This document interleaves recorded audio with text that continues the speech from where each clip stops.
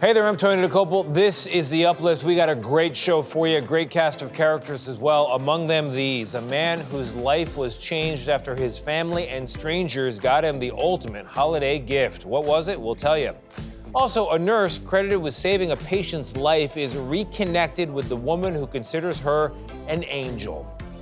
Plus, former President Jimmy Carter, to many, he was a world leader. To some, he was a home builder, little more. Very important job, the impact he made on Habitat for Humanity. And on a homeowner in Baltimore who still lives in the house that he helped build for her. All of that and more heartwarming news. You're watching The Uplift.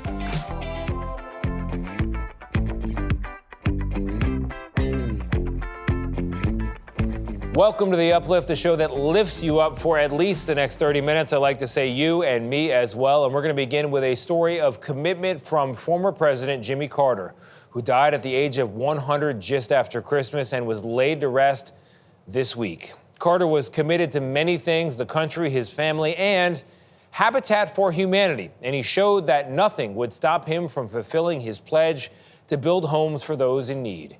Here's Caitlin O'Kane.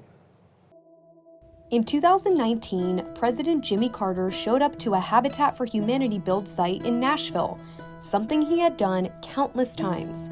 But this time, he showed up with an unfortunate black eye.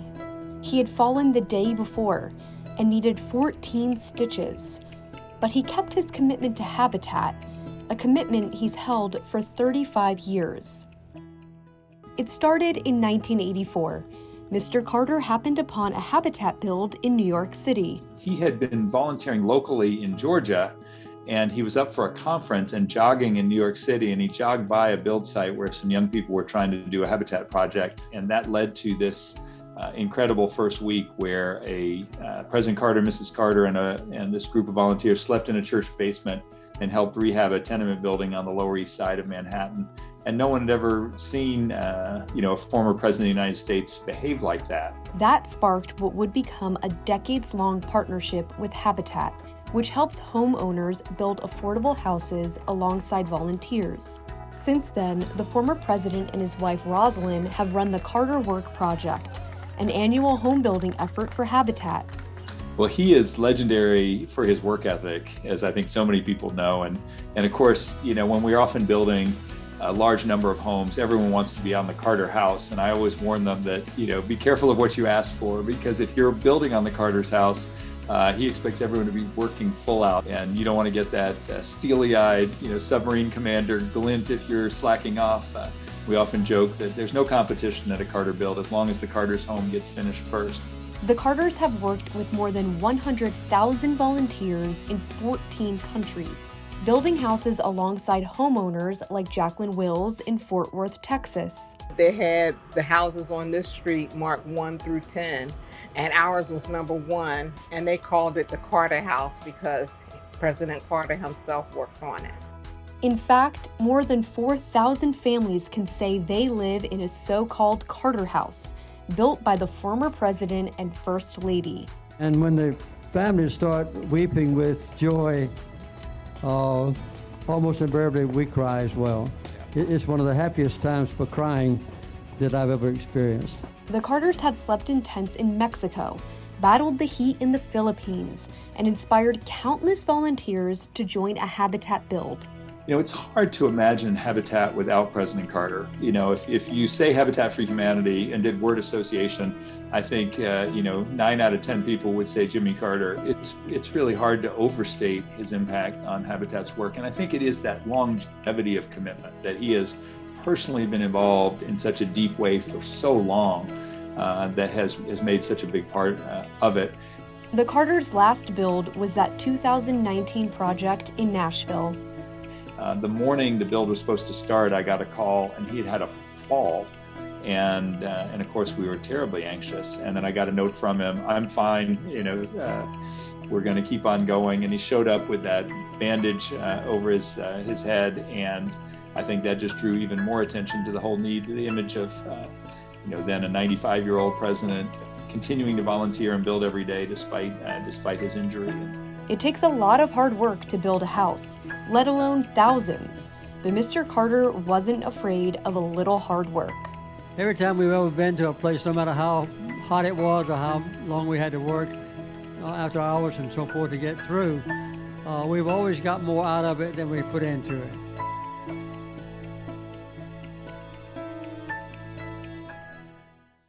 Coming up, we hear from someone who lives in a so-called Carter house more than 30 years after Jimmy Carter helped build it. Hence Carter House, her memories of the late president and the gift she received from him decades ago. That is coming up next.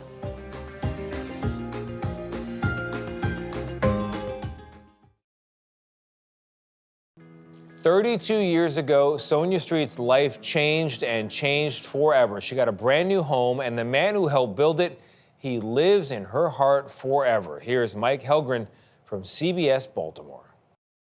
Every time I talk about him, I really tee up because he opened my eyes further than I thought I can see. Sonia Street remembers the day that changed her life forever more than 30 years ago. June the 15th at 8 o'clock in the morning, 1992, I never forget it.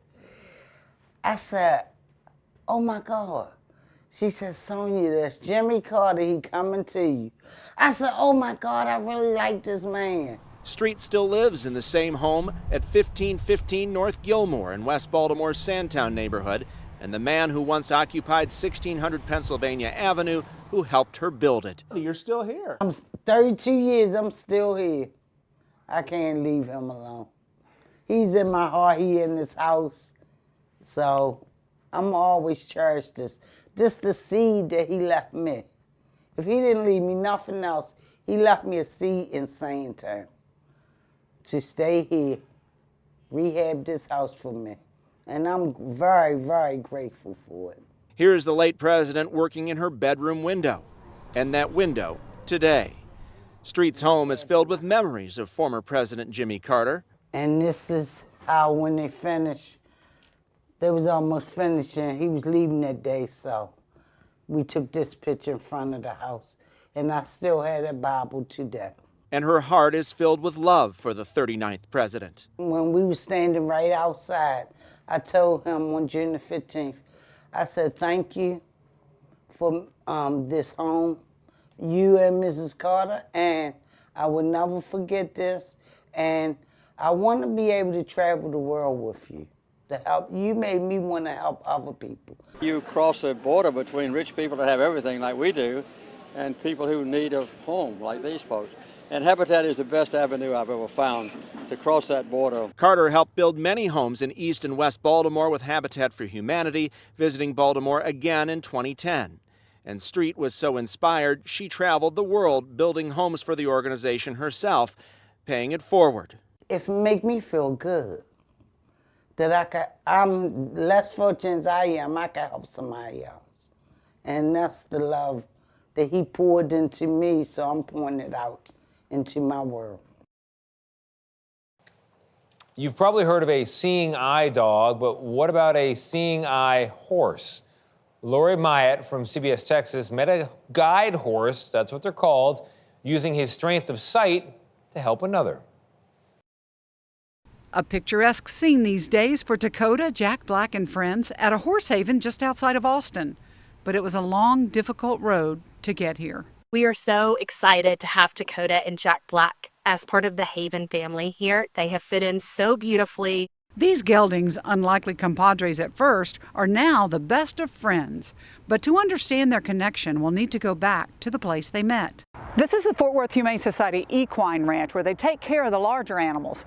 Dakota was here because he was rescued in a cruelty case. Jack Black's owner surrendered him. Dakota arrived at the ranch in such poor condition. He showed up with a body condition score of 1 on a scale of 0 to 9. The main thing we needed to address was his condition of his eyes. Both eyes would need to be removed. The first step was scheduling the first surgery, and he sailed through that. In some cases, blind horses are paired with another horse who acts as a seeing eye horse. Dakota was paired with Jack Black. And the partnership worked great. Dakota regained his health, and Jack seemed to enjoy his new role. But what about a forever home? Who is going to adopt this special needs horse? Turns out she did.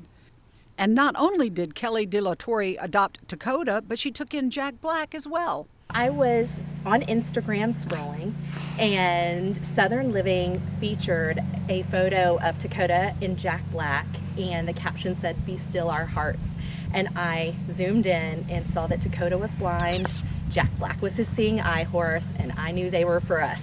De La Torre is the founder of a gorgeous sanctuary, a place of healing for horses with disabilities. In fact, with the exception of Jack, all of the horses here are blind. So with blind horses, you take a little more time and care to ensure their safety. So we have features here like an aerated water trough, which makes some gentle noises to be sure that they can find it. We also use gravel strategically to help them find their way because they feel the texture difference under their hooves. We also are always sure to have safe fencing, and so that means things like no barbed wire, no hot fencing. So you might think the recovery and relocation is the end of the story, but here's the twist. Once here, Jack Black quit his job. And Jack Black and Dakota arrived. At first, everything went beautifully as far as they met their new friends. We had them all out as a herd. However, we do have one very cute little mare here. She is a blind paint pony, and she is about 12 years old. Her name is Indy. And when Jack Black discovered Indy, he didn't want anybody else around Indy, including his best friend Dakota. And Jack Black and Dakota stall right next door, so they get lots of sweet mate time. And Dakota has learned the ranch and is thriving independently. I have just been so touched to hear how well Dakota is doing. I, for one, am extremely grateful to have met him, and I will always hold him in my heart. Fast friends frolicking in the joy of a unique bond at this special haven in the heart of the Texas Hill Country. Lori Myatt, CBS News, Texas. Coming up, a man in Texas shares the life-changing gift he received from his family and strangers. What'd they give him? We'll show you. Stick around after the break.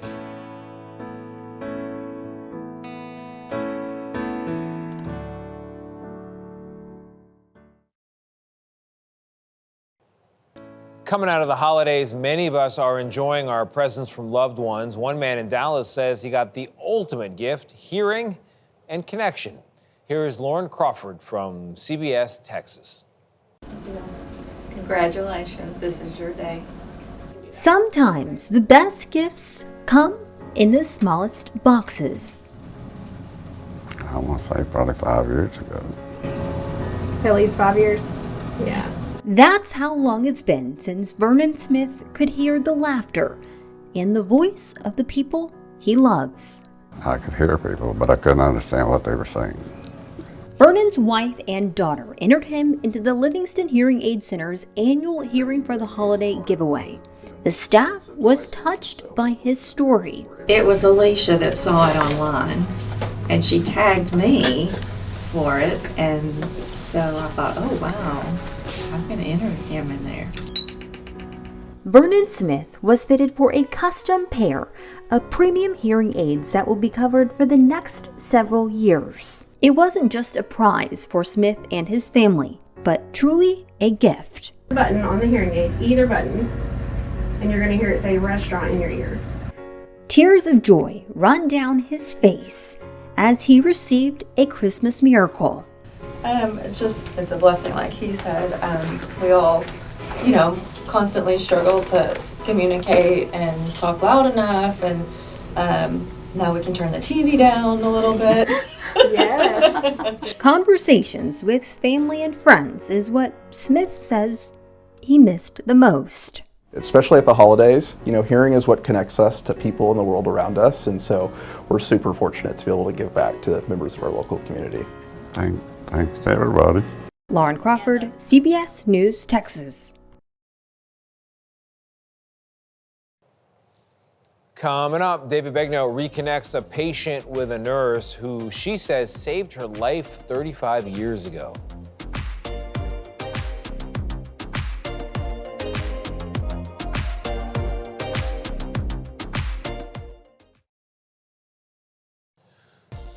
After 35 years, Allison Britton still remembers the woman who helped save her life when she was sick.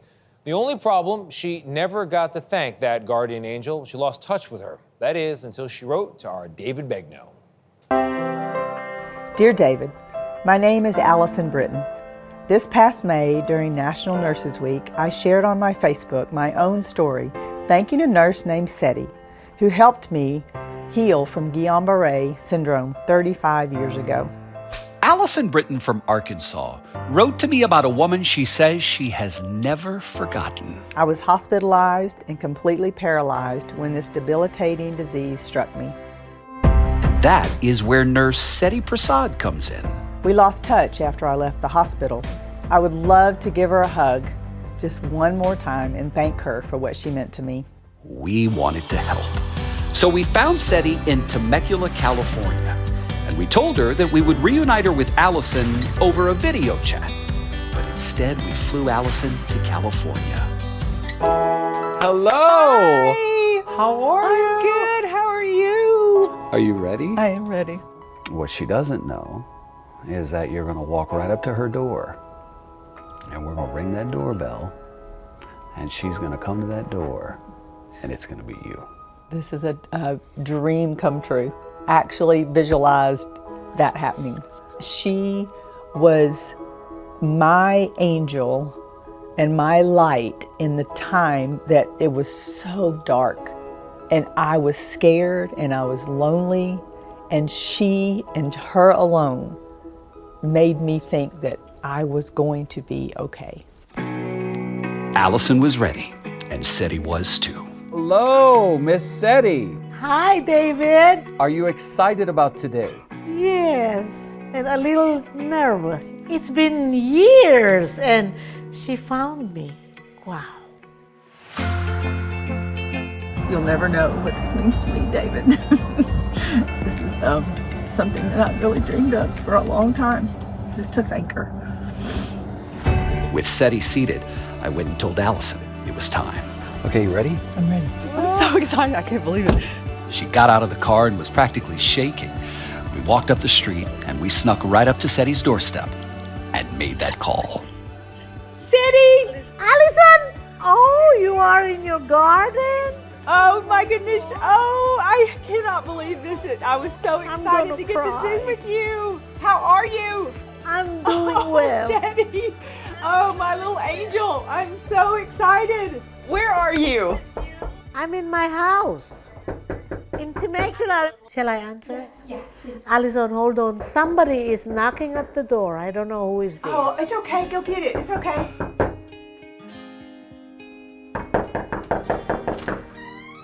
Oh my God! You actually came! Oh my gosh! I found you.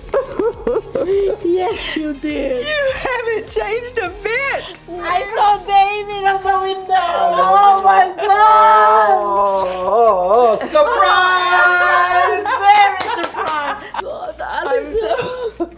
Oh, I didn't know what happened after you went I didn't know home. where you went either. That's why I gosh. thought of you every day, and I wanted to find you. Yes. You have no idea all these years what you meant to me, did you? No. No, but I'm here to tell you. But you meant a lot. I'm here to tell you. Go sit down. Yes, let's go sit down. Let's go. Oh, surprise, Seti. Why do y'all have Kleenexes? Oh, yeah, Get one. I didn't think you would remember her 35 years later, or at least this well. Never. You know, you never forget somebody who made an impact in my career.